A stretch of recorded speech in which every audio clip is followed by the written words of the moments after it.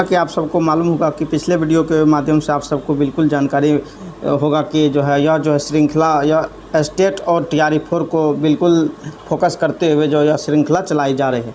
तो इस श्रृंखला के माध्यम से हम अगर बात करें तो क्लास 6 to 8, 9, 10th और 11, 12 NCERT और NCERT या साथ में SCERT को सम्मिलित करते हुए जितने भी महत्वपूर्ण प्रश्न है उन सबको हम इस श्रृंखला में कलेक्ट किए हैं। और यह इतना महत्वपूर्ण प्रश्न है जो आप लोग को स्टेट 2025 और TRE4 में सोशल साइंस के अंतर्गत जो भी प्रश्न आएंगे तो लगभग में इस तरह से और यहाँ से ही प्रश्न आएंगे। तो आप लोग इसको बिल्कुल अच्छे तरह से ध्यान से देखिएगा। वीडियो अगर आप लोग को अच्छा लगेगा तो आप लोग ज़रूर लाइक और सब्सक्राइब कर दीजिएगा। साथ ही अगर हम बात करें तो आपको इस श्रृंखला के बाद हम क्लास 9 का पॉलिटी और क्लास 9th का हिस्ट्री, साथ ही क्लास 10th का हिस्ट्री और क्लास 10th का पॉलिटी, ये जो चारों जो विषय का सब्जेक्ट है तो इसमें हम चैप्टर वाइज आप लोग को ऑब्जेक्टिव प्रश्न कराने वाले हैं। तो एक चैप्टर में अगर बात करें तो एक चैप्टर में लगभग 50 प्रश्न एक चैप्टर से लेंगे। तो आप सबको मालूम होगा कि 9th क्लास में कुल 5 चैप्टर है और उसी प्रकार से विभिन्न, ऐसा समझिए कि अगर हम बात करें तो पूरे सभी चैप्टर से कुल 50-50 प्रश्न होने वाले हैं। तो लगभग में से अगर आप देखिएगा तो यह प्रश्न की संख्या 1000 प्रश्न हो जाता है। अगर आप क्लास 9, 10th और 6 to 8 के लिए TRE4 में सम्मिलित हो रहे हैं तो अगर आप 1000 प्रश्न अगर कर लेते हैं उसमें भी NCERT और SCERT का जो प्रश्न है तो आप लोग को ऐसा नहीं लगता कि प्रश्न आप लोग को वहाँ छूटेगा। तो आप लोग इस श्रृंखला से ज़रूर जुड़िए, आप लोग को काफ़ी अगर फ़ायदा होगा तो आप लोग ज़रूर बताइएगा। साथ ही आप लोग को और क्या मुझे परिवर्तन करना चाहिए एक बार आप लोग भी अपनी राय ज़रूर बताइएगा कमेंट बॉक्स में। तो चलिए हम पहला प्रश्न को शुरुआत करते हैं। आप लोग यहाँ पे देख रहे होंगे कि प्रश्न है यहाँ पे 151 नंबर। तो हम इससे पीछे सभी प्रश्न को 1 से लेकर के 151-50 तक किए हुए हैं। तो उनका वीडियो वीडियो के डिस्क्रिप्शन में है, आप वहां से देख सकते हैं। तो हम शुरुआत करते हैं यहाँ से।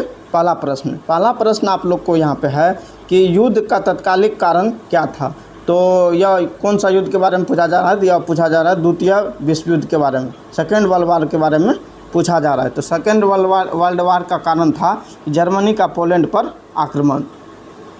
क्या था? जर्मनी का पोलैंड पर आक्रमण था। यहाँ पे अगला प्रश्न है द्वितीय विश्व युद्ध के दौरान जर्मन जनरल रोमेल का क्या नाम रखा गया था। तो इसका क्या रखा गया था? डेजर्ट फॉक्स रखा गया था। अगला प्रश्न आप लोग यहाँ पे देख रहे होंगे मुनिक्स पैक्ट कब संपन्न हुआ। तो यह सितंबर 1938 में मुनिक्स पैक्ट संपन्न हुआ। इसको आप लोग ध्यान में रखिएगा। अगला प्रश्न आप लोग यहाँ पे देख रहे होंगे, नेक्स्ट प्रश्न है कि जर्मनी ने किस संधि का उल्लंघन किया था। तो जर्मनी ने किस संधि का उल्लंघन किया था? तो यह वर्साई की संधि। आइए हम वर्साई की संधि के बारे में कुछ बात करते हैं। अगर वर्साई की संधि की बात करें तो मित्र राष्ट्र और जर्मनी के बीच वर्साई की संधि हुआ था। मित्र राष्ट्र और जर्मनी के बीच वर्साई की संधि हुआ था। कब हुआ था? तो वर्साई की संधि 28 जून 1919 को वर्साई की संधि हुआ था। कब हुआ था? 28 जून 1919 को वर्साई की संधि हुआ था। तो मित्र राष्ट्र और जर्मनी के बीच हुआ था। साथ में अगर हम बात करें तो मित्र राष्ट्र में अमेरिका शामिल था, उसके बाद रूस शामिल था और फ्रांस शामिल था। और उसी के बाद एक था धुरी राष्ट्र। तो धुरी राष्ट्र में कौन कौन शामिल था? तो धुरी राष्ट्र में जर्मनी था, उसके बाद इटली था और जापान शामिल था। अगर प्रथम विश्व युद्ध के बाद जर्मनी को दोषी ठहराया गया था, क्या किया गया था? तो जर्मनी को बिल्कुल तरह से दोषी ठहराया गया था और उस पर कई प्रतिबंध लगाए भी गए थे। तो उस प्रतिबंध के कारण जर्मनी का काफ़ी नुकसान हुआ, आर्थिक नुकसान हुआ। उसी को देखते हुए जर्मनी पर यह एक अपमानजनक वर्साई की संधि किया गया था। तो अगर बात करें तो जर्मनी की संधि को जर्मनी का मुख्य रूप से अपमान और आर्थिक बोझ का कारण माना जाता है। तो यह जर्मनी की संधि की अगर बात करें तो यह 1935 ईस्वी में इसे जर्मनी ने अपने अपमान के कारण इसे तोड़ा था। अगला प्रश्न आप लोग यहाँ पे देख रहे होंगे कि जर्मनी ने वर्साई की संधि कब तोड़ी थी। तो ये आप लोग यहाँ पे देख रहे होंगे जर्मनी ने वर्साई की संधि कब तोड़ी थी, तो 1935 ईस्वी में। आइए हम जानते हैं जर्मनी की संधि का मुख्य कारण क्या था। तो जर्मनी की संधि का मुख्य कारण था कि वर्साई की संधि के तहत जर्मनी पर कठोर शर्त जो थोपी गई थी, तो जिसमें अगर बात करें तो उसका जो है क्षेत्र का भी नुकसान था। जर्मनी का कुछ बड़े हिस्सा जो क्षेत्र था उसे कब्जा कर लिया था, आर्थिक बोझ भी डाला गया था और सैन्य बल की कमी की गई थी। इसी का जो है अपमान के कारण जो है जर्मनी ने जो है 1935 ईस्वी में वह संधि को, वर्साई की संधि को तोड़ डाली। अगला प्रश्न यहाँ पे है स्पेन में गृह युद्ध कब हुआ था। तो यह जो है 1936 में, स्पेन में 1936 में गृह युद्ध हुआ था। यहाँ पे है अगला प्रश्न, कहा जा रहा है संयुक्त रूप से इटली और जर्मनी का पहला शिकार कौन देश बना। तो यह जो है स्पेन हो जाएगा इसका सही आंसर। अगला प्रश्न है अमेरिका द्वितीय विश्व युद्ध में कब शामिल हुआ था। तो अमेरिका द्वितीय विश्व युद्ध में कब शामिल हुआ, तो इसका सही आंसर हो जाएगा 7 दिसंबर 1941 हो जाएगा। यहाँ पे सितंबर मिस्टेक से हो गया है, लेकिन आप लोग ध्यान में रखिएगा 7 दिसंबर 1941 हो जाएगा इसका बिल्कुल सही आंसर। अगला प्रश्न आप लोग को यहाँ पे है कि जो कहा जा रहा है द्वितीय विश्व युद्ध के समय अमेरिका का राष्ट्रपति कौन था। तो यह जो है फ्रैंकलिन रूजवेल्ट जो है इसका राष्ट्रपति था, अमेरिका का राष्ट्रपति था। यहाँ पे हम कुछ एक बात को क्लियर कर लेते हैं। यहाँ पे आप लोग साफ लिख लीजिएगा 7 दिसंबर जो है 7 दिसंबर 1941 आप लोग कर लीजिए। थोड़ा यहाँ पे टाइपिंग मिस्टेक हुआ है, आप लोग इसको कर लीजिएगा।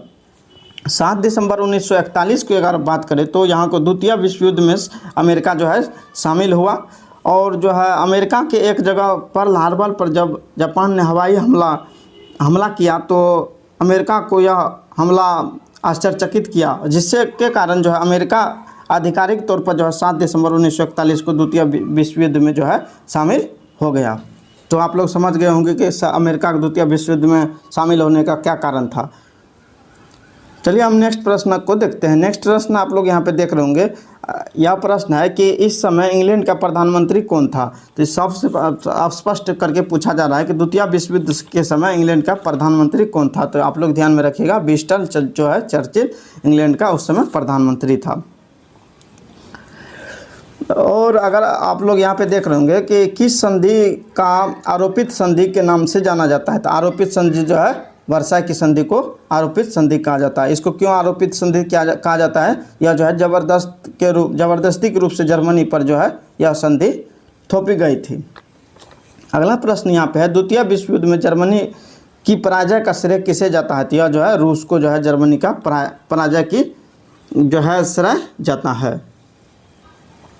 चलिए हम नेक्स्ट प्रश्न को देखते हैं। अगला प्रश्न आप लोग के सामने यह है अमेरिका ने जापान पर एटम बम का इस्तेमाल कब किया। तो अमेरिका ने जर्मन पर एटम बम का जो है इस्तेमाल कब किया था। तो यह 6 अगस्त 1945 हो जाएगा इसका सही आंसर। अगला प्रश्न है जापान ने किन शहर पर एटम बम गिराया था। तो यह जो है हिरोशिमा और नागासाकी पर जो है एटम बम गिराया था। अगला प्रश्न यहाँ पे है द्वितीय विश्व युद्ध में मित्र राष्ट्र के द्वारा पराजित होने वाला अंतिम देश कौन सा था। तो अंतिम देश कौन था तो इसका हो जाएगा जापान। यहाँ देखिए साफ और स्पष्ट द्वितीय विश्व युद्ध मित्र राष्ट्र द्वारा पराजित होने वाला अंतिम देश पूछा जा रहा है, यह हो जाएगा जापान। अगला प्रश्न आप लोग के सामने है, यहाँ पे कहा जा रहा है कि अंतर्राष्ट्रीय क्षेत्र में द्वितीय विश्व युद्ध का सबसे बड़ा योगदान क्या था। तो यह जो है संयुक्त राष्ट्र संघ की स्थापना है। तो कुछ हम संयुक्त राष्ट्र संघ की स्थापना के बारे में जान लेते हैं। देखिए जब द्वितीय विश्व युद्ध समाप्त हुआ था तो उस समय जो है देश में जो है पूरे विश्व में काफ़ी बड़ी अशांति फैल गई थी।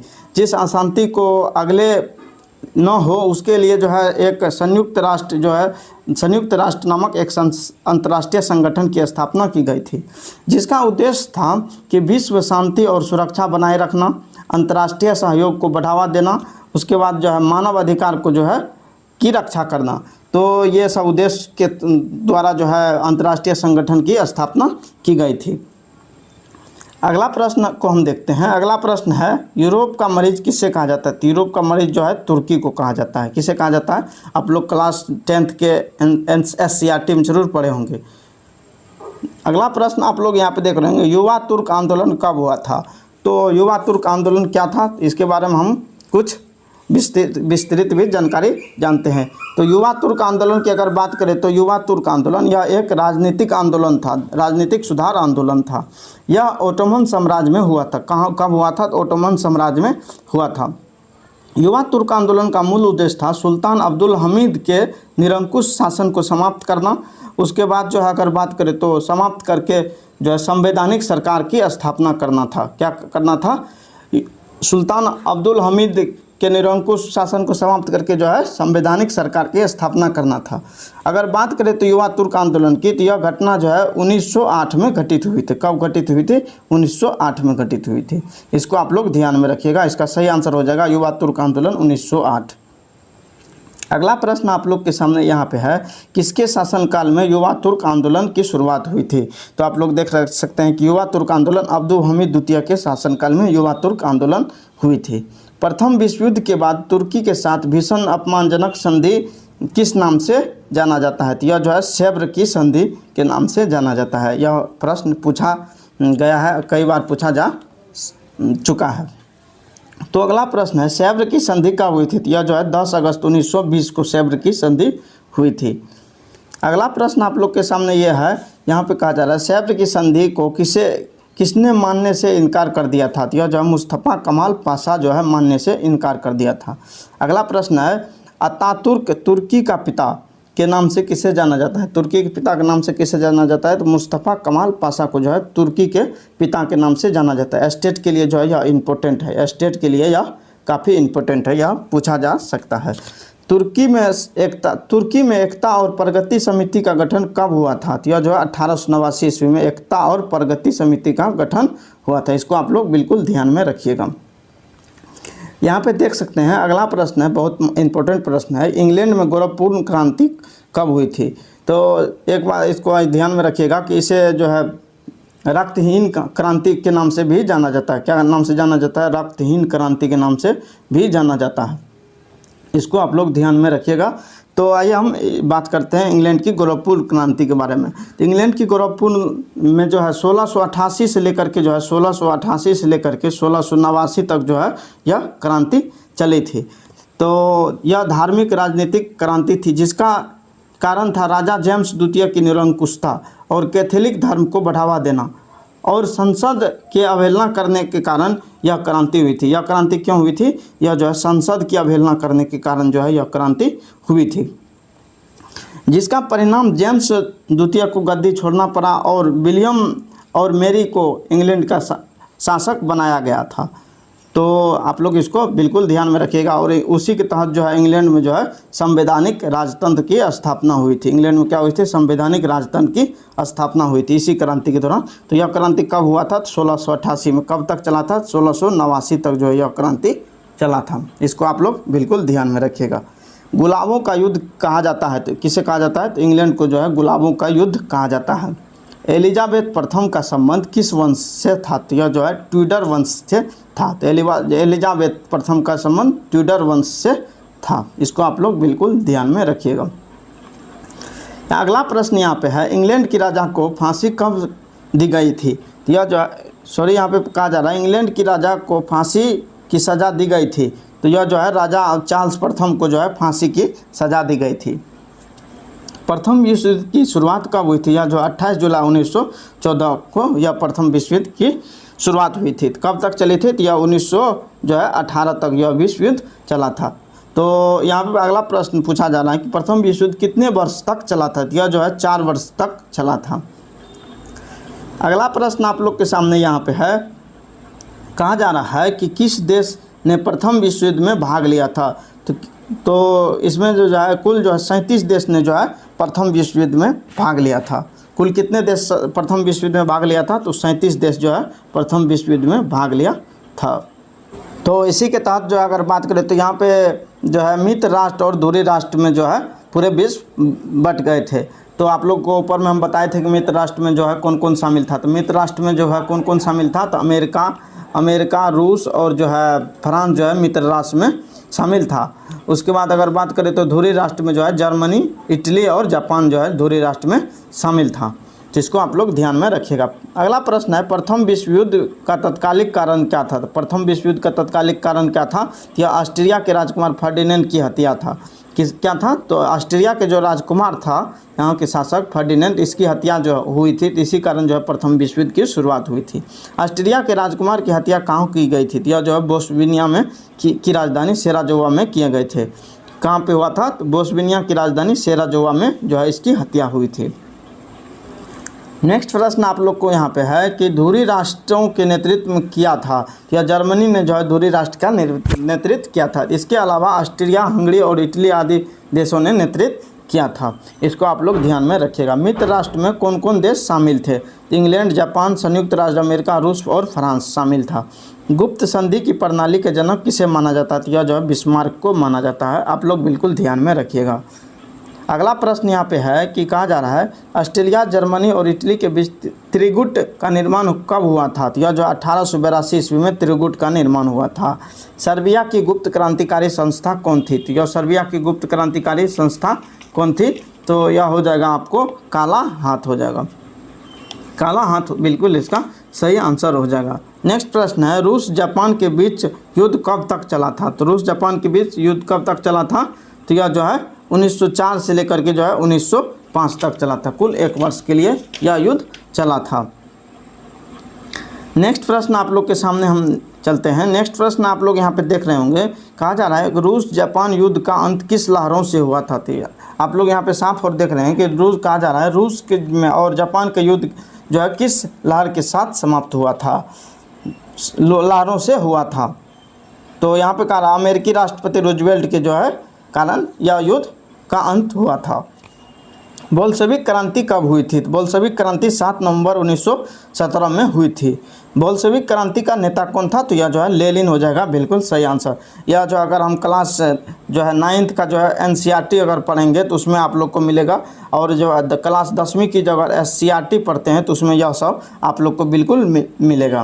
तो इसीलिए जो है उसी सब को देखते हुए उसी से आप लोग को निकाल करके जो है हम प्रश्न को व्यवस्थित तरीके से किए हुए हैं। तो आप लोग इसीलिए देखिए कि आप लोग को कैसा लग रहा है। अगर आप लोग को अच्छा लग रहा है तो आप लोग एक बार ज़रूर कमेंट में अपनी राय बताइए कि और इसमें क्या परिवर्तन हम कर सकते हैं और करना चाहिए। तो अगला प्रश्न है, लेनिन ने किस संगठन का निर्माण किया था? तो यह जो है लेनिन के पास जो है चेका का एक संगठन बनाया था। तो अगला प्रश्न है, लाल सेना का गठन किसने किया था? तो ट्राटस्की ने जो है लाल सेना का गठन किया था। नेक्स्ट प्रश्न है, एक जार, एक चर्च और एक रूस का नारा किसने दिया था? यह जो है जार निकोलस द्वितीय ने जो है एक राष्ट्र और एक चर्च और एक रूस का नारा दिया था। नेक्स्ट प्रश्न आप लोग के सामने ये रहा। प्रश्न है कि रूस के जार शासक अलेक्जेंडर द्वितीय की हत्या कैसे हुई थी? यह जो है बम विस्फोट के कारण जो है रूस के शासक अलेक्जेंडर द्वितीय की हत्या हुई थी। अगला प्रश्न है कि रूस में सबसे अधिक जनसंख्या किसकी थी? यह जो स्लाव लोगों की जो है, स्लाव क्या थी? तो यह वहाँ की एक जाति थी। क्या थी? जाति थी। अगला प्रश्न है, शून्यवाद का जनक किसे माना जाता है? यह जो तुर्गनेव को जो है शून्यवाद का जनक माना जाता है। आप लोग बिल्कुल इसको अच्छे तरह से देखिए। नेक्स्ट प्रश्न आप लोग को अंतिम 2 प्रश्न है कि कहा जा रहा है रूस में साम्यवादी का जनक किसे माना जाता है? जो प्लेखानोव को जो है रूस में साम्यवादी का जनक माना जाता है। सोशल डेमोक्रेटिक दल की स्थापना कब और कहाँ हुई थी? यह जो 1903 ईस्वी में रूस में हुई थी। तो आप लोग के सामने जो है कुल हम जो है 200 प्रश्न जो है अभी तक कर चुके हैं। 200 प्रश्न में जो है 150 प्रश्न पिछले वीडियो में है और इसमें 50 प्रश्न को हम किए हैं। तो आप लोग को बताइए कि आप लोग को कैसा लगा और इसमें क्या और सुधार हम कर सकते हैं, वो आप लोग जो है कमेंट बॉक्स में ज़रूर बताइए। साथ ही वो जो है आप लोग को NCERT और जो है SCERT का जो है चैप्टर वाइज चैप्टर प्रश्न को हम करेंगे, तो उसके लिए आप लोग क्या राय देते हैं एक बार ज़रूर बताइए। तो इस वीडियो में इतना ही, मिलते हैं नेक्स्ट वीडियो में। धन्यवाद।